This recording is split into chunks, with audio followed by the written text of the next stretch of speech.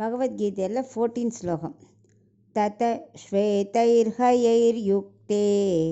மகதி ஸ்யந்தனே ஸ்திதௌ மாதவ பாண்டவஸ்சைவ திவ்யௌ சங்கௌ பிரதத்மதுஹு. இப்போ இதுக்குள்ள அர்த்தத்தை பார்க்கலாம்.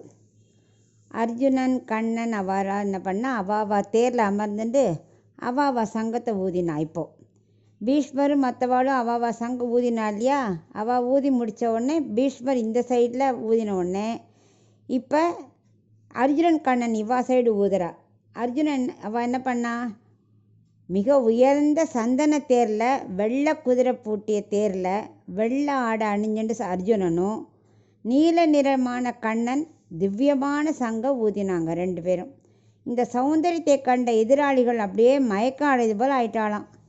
அவளோட சத்தத்தை பார்த்து ஆப்போசிட்காரர்களுக்கு மயக்கமே வந்துடுத்து அப்படிங்கிறா.